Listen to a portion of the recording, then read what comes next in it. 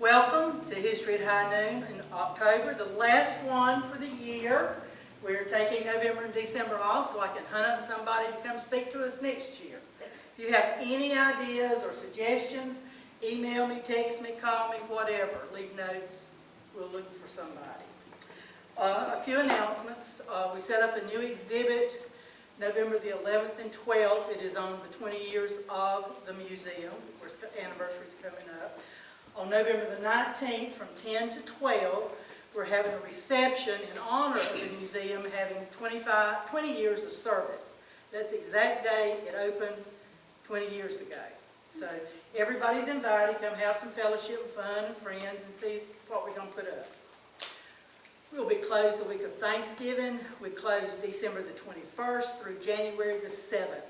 It gives my volunteers a break, and everybody's going to be celebrating with families, so it just works out perfectly. We're also putting up a new mini exhibit. Many of you know Bob and Kay Pierce. They were missionaries in Panama, and they're putting up an exhibit of their time in Panama, and it's real interesting because they brought back items from Panama to share, and it's going to be really nice. Also, the Hospital Auxiliary will be setting up a new mini exhibit for, remember when they were Pink Ladies, folks? Yeah. All the way back, and some things that they have done, and their uniforms and things like that. Also,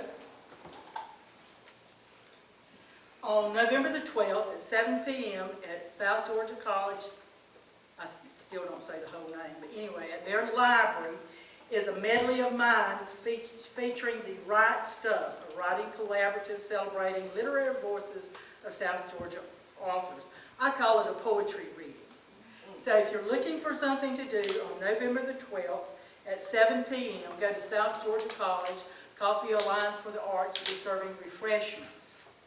And that's all I have right now. If you're a member of the Historical Society, you'll be getting a newsletter after Christmas with plans for next year and the programs we plan to have.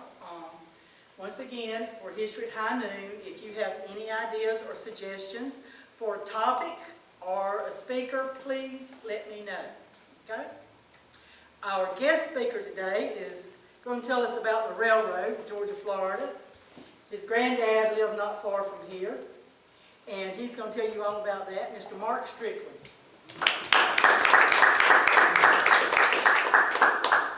I want to thank you all so much for asking me to be here today and giving me this opportunity to run my mouth. As you can probably tell, it's one of my favorite things to do. Behind me, you'll see a rather tattered looking and stained jacket. This belonged to Spencer Harvey Strickland. Spencer Harvey Strickland was my grandfather. He was born in 1880 in Osanda in what is now Atlanta. And he is buried here in Douglas. He and my grandmother, Mabel Claire Fulgham, lived Strickland. My sister wants me to make sure y'all understand they were married. She told me to be sure not to tell any of the family's darker secrets. Anyway, they lived at 220 College Street, which is the corner of College and Bryan. The house is in sad shape, I'm sad to say, but it's still there.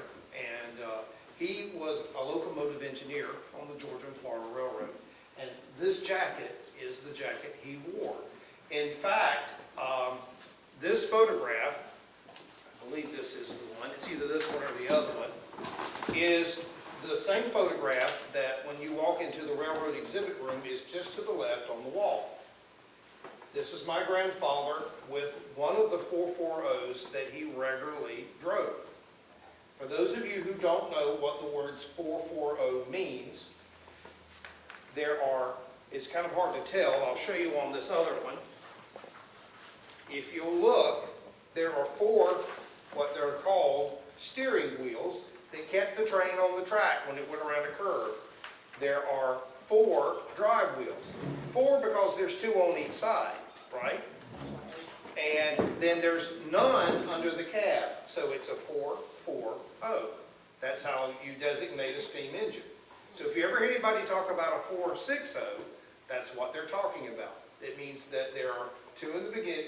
You'll see 4 wheels at the front then you'll see 6 wheels, and then no wheels.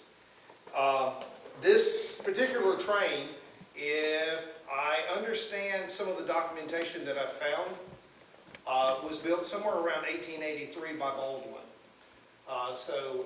That's according to some of the paperwork that was on file with the federal government.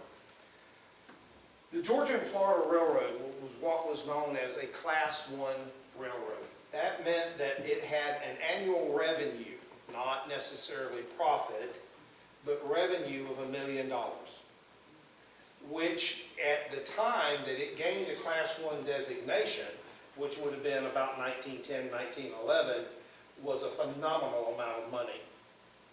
Unfortunately, the Georgia and Florida was rarely profitable.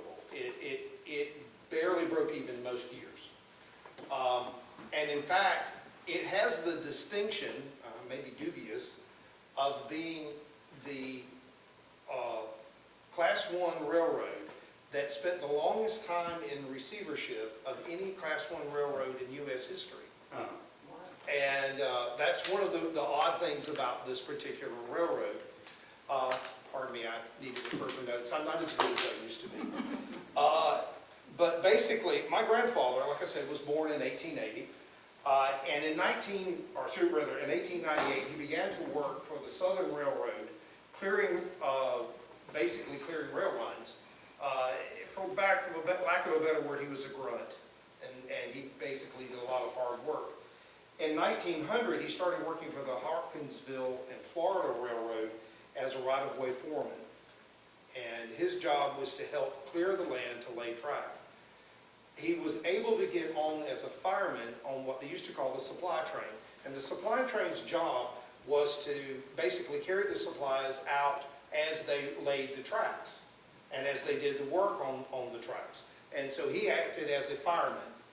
And then at the time, he worked for $1 a day, and that was a 24-hour day. Can you imagine working 24 hours a day for $1? That was a good job, actually. And the other thing that is then in 1905, he started working with the Douglas, Augusta, and Gulf Railroad.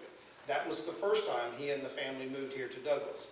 I don't know where they were living at that time. They weren't living over on College of Bryan. That house burned. The only thing that survived the house was my grandmother, the children, her gun, and a floor mat. That was it. Everything else was lost. He was out on the run and there was nothing he could do for them. He then continued to work for the Douglas and Augusta and Gulf until it was absorbed into the Georgia and Florida Railroad when it was formed on July 7th, 1905. And he continued to work with it. Now, it started out as the Georgia and Florida Railway. Then when it was reorganized in 1927, it became the Railroad. And basically, the difference is minuscule. It was mostly to get away from creditors. And they spent a long time in financial distress. They were constantly running into appeals with the Interstate Commerce Commission. In fact, in 1928, the Interstate Commerce Commission generated a report that was roughly about 112 pages long on the Georgia and Florida Railroad, detailing every asset that it held. Now, it grew phenomenally in that period of time, and from the 1907 beginnings, it gained something like 388 miles of track.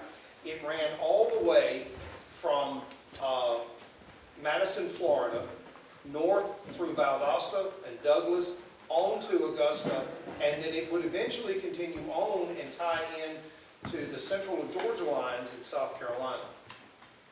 And this gave people access all through this area for their produce, for their tobacco, for their timber, and for their transportation to the rest of the nation. By tying into the Central of Georgia, goods could be shipped to the larger markets up in the Northeast, wood could be shipped out west, tobacco could be shipped into the Carolinas for processing into cigarettes and to pipe tobacco and cigars and all the other things that are made out of tobacco. And it helped to build the agricultural stability of this region. Every agricultural product that was produced here, from cane syrup to tobacco, ended up in their cars. I cannot begin to tell you how big of an impact it had on this region. One of the reasons why Douglas knows the phenomenal history that it knows now and has the remarkable houses and the wealth that it has enjoyed over the years is because of the Georgia and Florida Railroad. It built Douglas. It kept Douglas functioning. It was a center part of this whole city. And every time a train came in, it meant money came into the town. It meant that the banks had money coming in. It meant that the post offices had mail. It meant that people came and went, that the hotels were full, and that the restaurants had people to serve. These were very important times, and it's hard for us to understand that. I have to be careful here, because if I'm not careful, I'll get off track. I'll go the wrong way. You might blow your stack. These are all railroading terms. These are just a few. But it's a part of your daily lingo, and you don't even realize it. Have you ever just been spinning your wheels? That's what a train does when it can't get traction. And so, you see, these are a part of our daily lingo, and it impacted our nation. At the time that the Transcontinental Railroad was built, it took up to a year to travel by boat all the way down the tip of South America back up to San Francisco. But if you want to go cross country, plan on 2 years. When the Transcontinental Railroad opened up, you could do it in 3 months. So imagine what a difference it made for people being able to travel up north. In 1939, my father graduated from Douglas High School. Now, my father had a rail pass because his father was a railroad engineer. But his whole class went to the World's Fair in New York, New York. The whole class. Did y'all know that Douglas High School did that? Yes. You did know. Well, you would know. You better know that. But my father was one of those groups. And I'll tell you a little secret about my father. Now Linda's going to shoot me on this one. He had a fifth of whiskey in his jacket pocket and took 2 paper straws, put them together, and sat there in the cold on Times Square sipping whiskey out of a bottle. And, well, you were a girl. He didn't tell you things like that. But the thing is it made it possible for the students in this area to be able to go to New York. They wouldn't have been able to do this by car. It would have taken months. But they were able to do it in a week. And so it connected Douglas to the rest of the world. Unfortunately, like I said, the Georgia and Florida Railroad was struggling. And it's hard for me to understand why they were struggling. It wasn't that they didn't have talent. They had some very talented people that were working there. And in fact, the man who organized it, get my name's out here right, was a man by the name of John Skelton Williams, who was the former president of Seaboard Airline Railroad. If anybody could have run a profitable railroad, it was Mr. Williams. And he was able to put all of these other smaller railroads together. In fact, the railroads that he put together were the Atlantic and Gulf Shoreline Railroad, the Augusta, Florida and Florida Railroad, the Douglas, Augusta and Gulf Railroad, the Milan and Southwestern Railroad, the Nashville and Sparks Railroad, the Valdosta Southern Railroad, and then he also managed to acquire the Keysville and Augusta via the Augusta Southern Railroad. And so by doing this, by combining all of these smaller railroads, he was able to connect a lot of different cities and a lot of different markets. This was one of the reasons why the railroad was able to hang on after these smaller railroads died. I mean, if you know anything about Adel and Sparks, that's 12 miles. How in the world did anybody think they were going to make a run of a 12-mile long railroad? But he was able to do this, and was able to amass, like I said, around 388 miles of track. And that's a decent-sized railroad. And consequently, the railroad was able to have a variety of markets that it served. I'm trying not to turn my back to the camera. I apologize if I do that. But Do it all the time. Go ahead. By 1916, it was 318 miles of track that they owned. But by beginning in 1927, it constructed an extension from Augusta to Greenwood, South Carolina, and that's when it was able to make the connection to the Seaboard Airline Railroad and the Piedmont Northern Railroad. But unfortunately, by 1929, it was in receivership. It was a bad time. It was a bad time for everyone, but it held on. It managed to survive. Because there was a railroad terminal here, there was an Army Air Base here. That's one of the reasons why, because then they could bring the men in and out. And so they were able to do that. It also meant that South Georgia College was able to draw students from all over the region because they could get here by train. To travel here by mule from Alma takes forever. But to do it by train didn't take long at all. I mean, you could do a day trip from here to Broxton and, you know, in the morning, catch the train in the morning and catch the train in the afternoon back. So, you know, they were able to do these things. And the biggest problem that the company had in maintaining profits was during its steam days, as it acquired these smaller railroads, it acquired a hodgepodge of trains. Some of the trains were in deplorable condition, some were in very good condition, and in fact some of the older trains were in better condition than some of the newer ones. But because it had a hodgepodge of trains, it had to store a lot of different equipment. It had trains from the American ALCO, which is the American Locomotive Company of, I can't remember what the O meant. But anyway, it was an American Locomotive Company. They had trains from Baldwin. They had trains from other organizations. And consequently, nothing fit. Nothing was standard. And which means that your shops had to store vast amounts of materials. Also, these trains produced huge amounts of coke. And if those of you who don't know what coke is, it's not something in a can that you drink. Coke is what's left over when coal is burned improperly. It is also a hazardous material. They also used quite a lot of very toxic lubricants. Some of them were, they were hard as a rock and had to be injected into the wheel bearings with air pressure. Whereas others were just almost as thin as water, and in fact were used to lubricate the cylinder heads and were put into the water itself, which spread all over the tracks and all over everywhere else.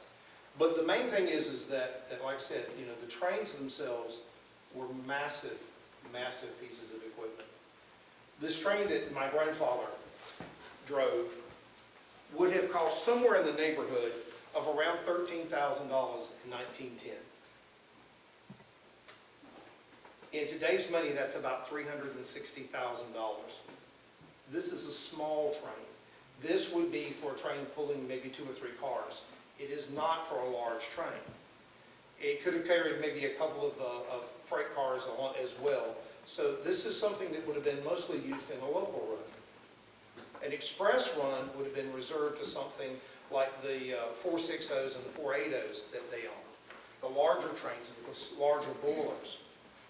Those trains were able to achieve speeds of close to 50 miles an hour, which doesn't sound like very fast now, but try doing that down a metal track with no shock absorbers. I told a story about my grandfather earlier, before y'all got here, about the fact that one of the things that the train hauled was watermelons. They hauled a lot of watermelons out of this area, and also from further south. In fact, the train in Valdosta caught watermelons that came out of Bainbridge, Thomasville, Boston, my hometown, and Whitman, and they would be taken, shipped to Valdosta, where they would be transported then over to the Georgia and Florida terminal, and then would be loaded on these trains to be shipped up north. That's how this worked. And so the Georgia-Florida was a key part of this, but my grandfather managed to get a hold of 2 of the watermelons. Now, the 2 that he got a hold of were what they called black diamond watermelons, which were huge. The goal used to be to see how big you could grow a watermelon. So these would be 30, 40, 50-pound watermelons, if not heavier. These are big watermelons. And he carried one under one arm and one over the other arm from the train shop where he had dropped off his train, all the way back to his house at the corner of College and Bryan. That's how strong this man was. He wasn't unique. All of these engineers were this way. They had to be. Because if they weren't this strong, they could not do the work that had to be done. A fireman on one of these engines would have to shovel coal about once every 2 to 3 minutes. And they would put anywhere from 6 to 7 shovelfuls of coal in the firebox at a time. And that's just an average run. If you needed more power, you'd have to put more coal in. You had to be careful that the coal didn't get too deep, or you'd dampen the fire, and the boiler would go cool, and you'd stop. You had to be careful that the coals weren't too hot, or the water would get too hot. You'd build up too much steam, and you'd blow up the boiler. This has happened. This happened to my grandfather, and it happened between here and Broxton. The train exploded. When it did, the smokestack went up in the air and was found in Broxton. Now, my father told me that. I won't assume that. But he did have a train roll off the tracks on him. And there's documentation on that one. One of the trains between here and I'm trying to remember, it was between here and Hawkinsville, between here and, I can't remember where it was.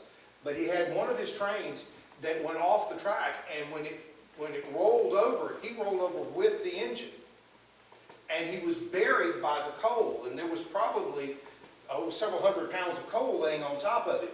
And he expected any minute for the hot water from the boiler to come rushing over him. But he managed somehow or another to clamber out of the coal, get free, and get away from it just before the boiler exploded. And if it had done that, it would have killed him, the firemen, everyone around. And these things were very dangerous. So they didn't allow just anyone to be an engineer. It took time. He worked as a fireman for 6 years before he was allowed to become an engineer. And then he worked for years as an engineer, probably with other engineers looking over his shoulder. It was an apprentice system. One of the things I want to talk about, I want to go back to, is that $1 a day for 24 hours. This is one of the impacts that railroads have had on you. My grandfather was a member of the International Brotherhood of Railroad Locomotive Engineers. In fact, if you go to the cemetery and you look at his grave, you'll see a badge there, and there's the initials for that. And in fact, if you want to know where his grave is, it's directly behind the angel. I know y'all do tours, that's the reason why I told you that, and he's buried there. In fact, he became a life member when he retired. They honored him with that.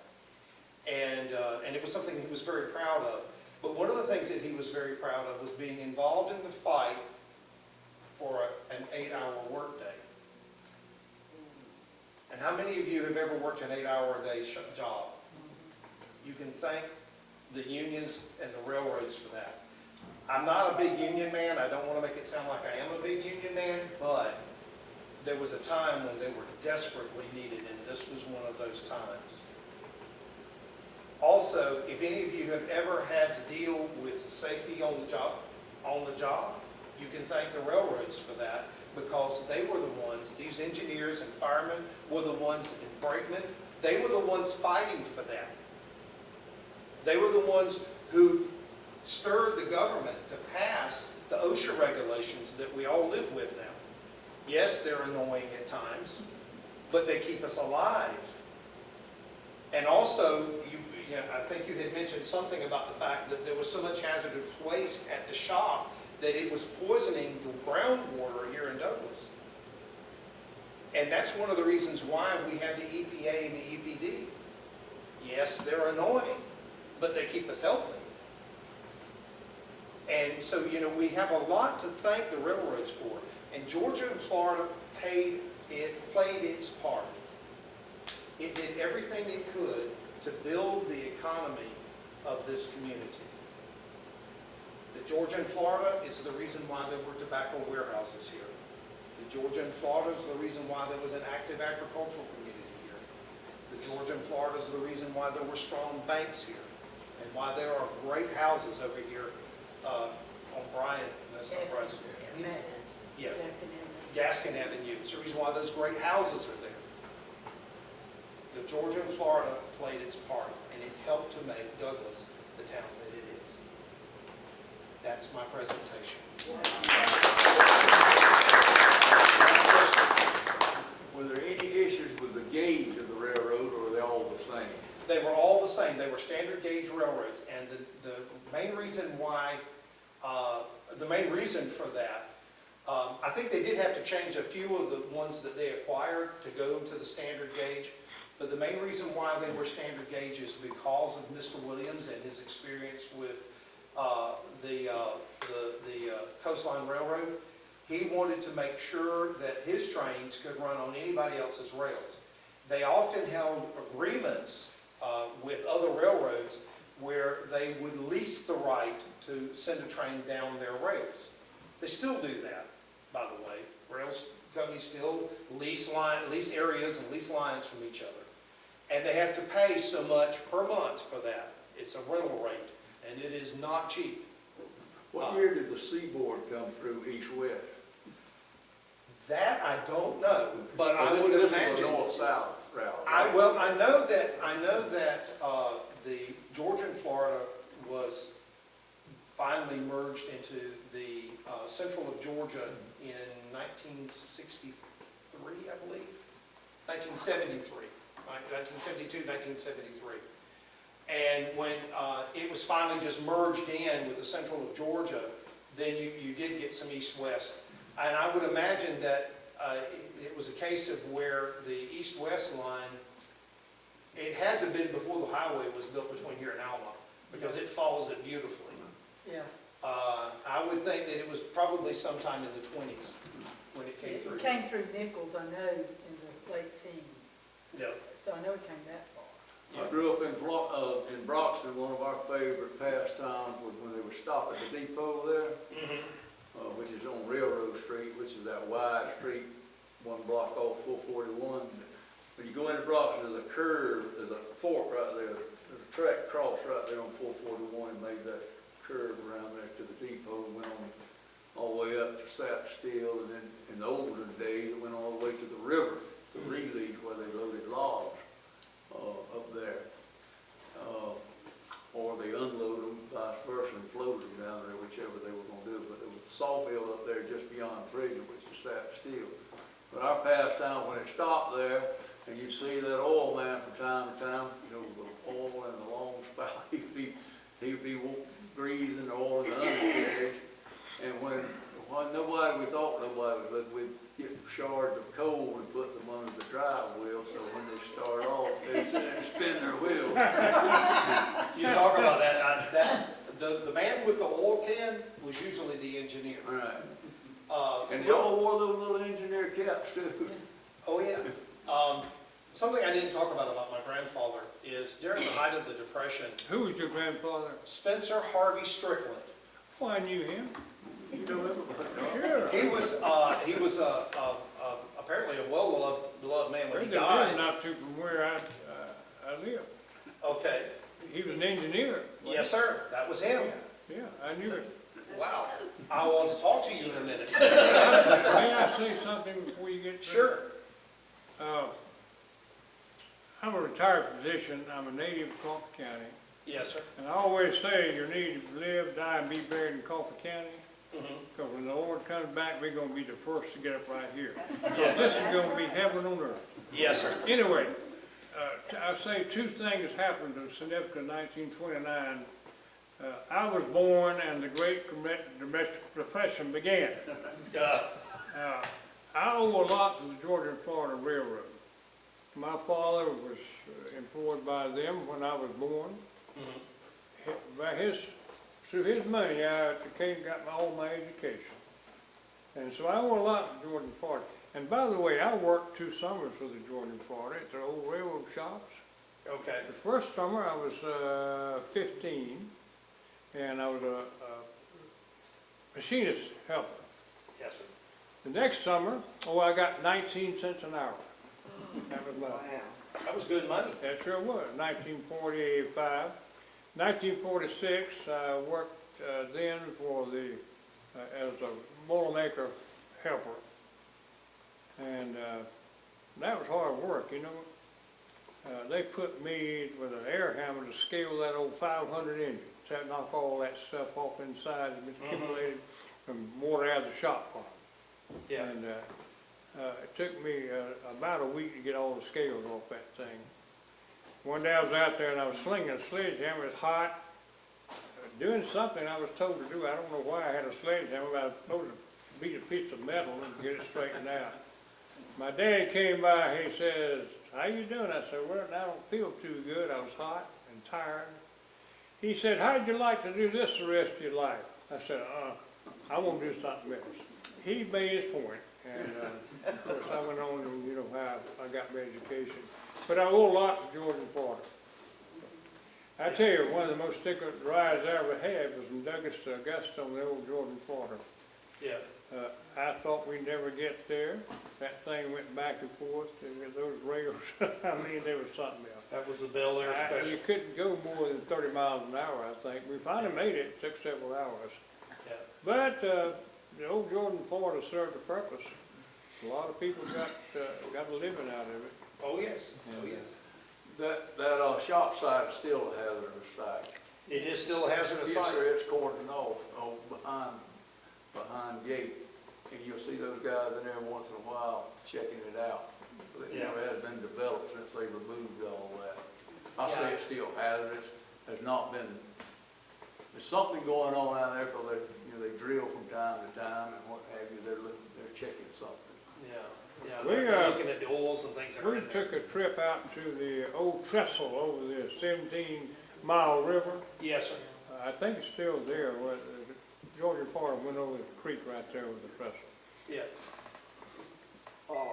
Doc said his father was a physician. About all railroads had a physician, did they not? Oh, yes. Because it was so dangerous. I know I had a great uncle that he lost his leg working on the railroad, and he had Oh, yeah. wooden legs, I remember. And he was a tougher. But My I was grandfather wondering- lost one of his fingers with the door closing on it. I mean, it was extremely dangerous. And you were working around a lot of very big, very heavy machinery. But I understand that they had some of the best surgeons that were, because they had to do so much amputation and all. There's a derailment up there on Briar Creek, which is near the South Carolina-Georgia line. And I follow the old Georgia-Florida line all the way to Greenwood now. I travel up there and Yeah. I constantly see the railroad to my right or my left, and that's the old line going up there all the way from down here.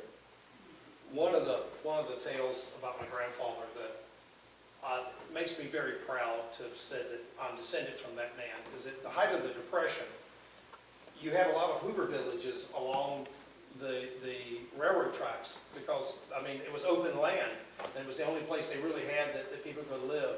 And so these were virtually homeless people living in made-up shacks.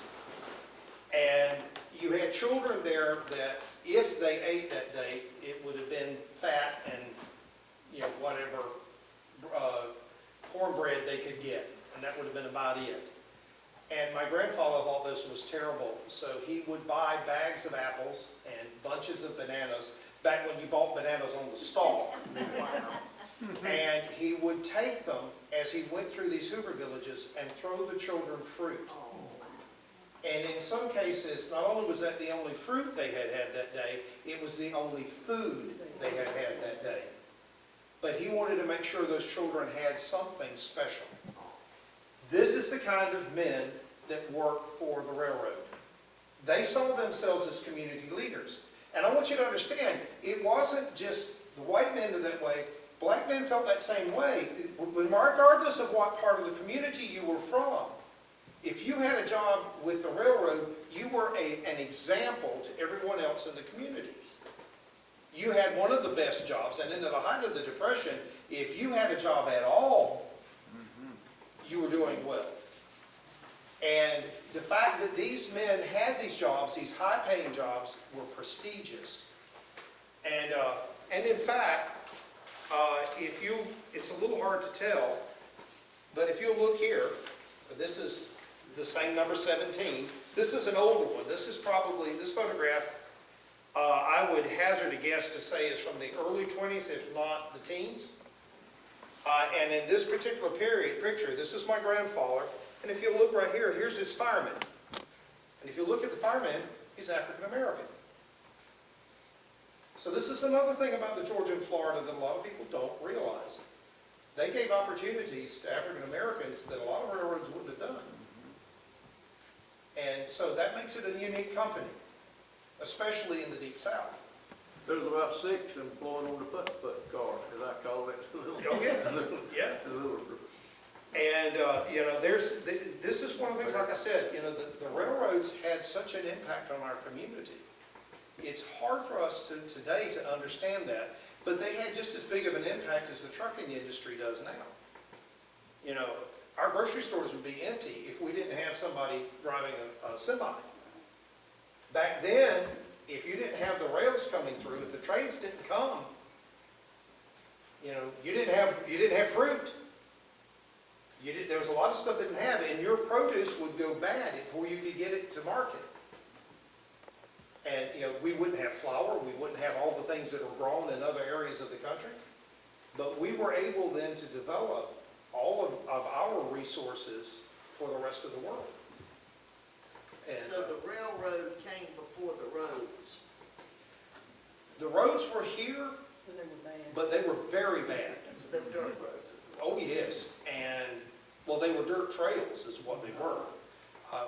If you go down a dirt road today, don't think that's what your grandparents went down. No. Look at the driveway going back through the woods, that's what they went down. And bear in mind, My mom calls them a three-path trail. yes, it's a three-path trail. You had one for this wheel, one for that wheel, and one for the mule. And the other thing is the amount of turpentine that was produced in this area. The turpentine industry blossomed because of that. And we were able to have the naval stores to be shipped to the rest of the world. And even when they started building ships out of steel, the decks were made out of wood, and they had to be coated with something, and they were coated with pine tar that came from the turpentine industry. That's what they used. And so, one of the reasons why we were able to win World War II was our Navy, and the Navy has our turpentine to thank, because we kept their decks from rotting.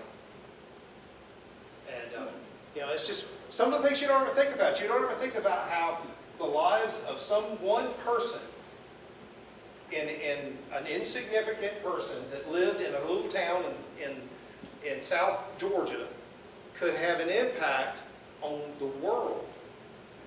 But all of our ancestors did that. Each one of them had an impact on the world.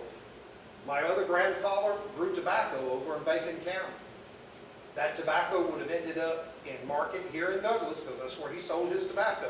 It would have ended up on the trains that my grandfather was taking up to Augusta. And that tobacco would have gone on to the Carolinas, and somebody in Raleigh had a job because my grandfather grew tobacco. Every warehouse in town had a railroad siding. Yes. So before the day of Oh, semi, yes. Yes, they did. you loaded all those, called car boxes instead of box car, loaded with tobacco from the floor to the roof. It was a wonderful Hot smell. job. It was a wonderful smell. I did some of that loading myself. Oh, yeah. Well, see, when I was a kid, My dad believed in hard work.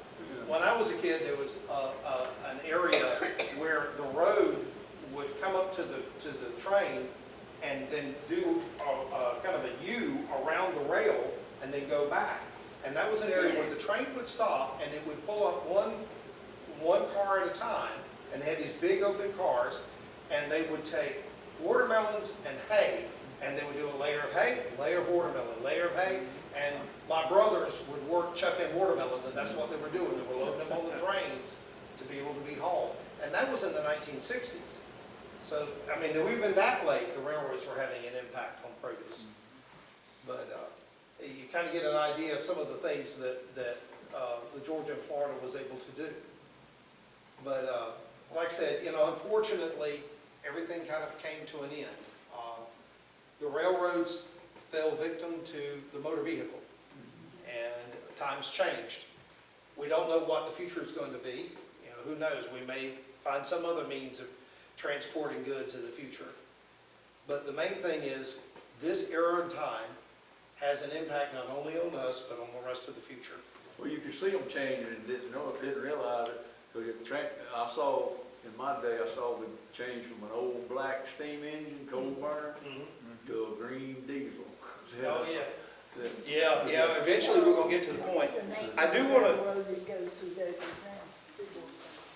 Seaboard Coastline. I do wanna make one more comment, and there's a reason why there are photographs of my grandfather's train. It's because he was a little OCD, just a little. I want you to look at how shiny that engine is. Most of them were not that clean. Take his car out in the rain because it might get muddy. Wait, what was your father's name? Was his name Harvey? No, that was my uncle. My father was Glenn. He was Baby Strick. Okay. My aunt, See, I knew Harvey. all right, well, my aunt was Olga, who was one of the founders of the, is it the Highway Club? Tri-High-Wide. She was one of the founders of the Tri-High-Wide. That was Aunt Olga. Uncle Clark is on one of the pictures in here somewhere. That's another one. And then Aunt Mabel, she, I'm not supposed to talk about scandals, am I? I don't want to, well, she was one of the 3 people who were duped into thinking that they were contestants for the Miss America in 1936 or 37. And it was a scam. And but she was one of those people. But she did go to Juilliard, so.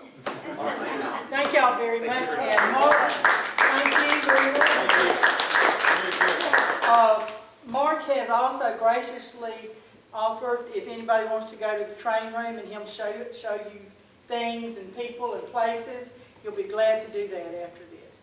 Hope to see y'all in January on the 4th Wednesday. Has nothing to do with the program, Okay. but how many trains come through Douglas today? Aggie just asked that. 160.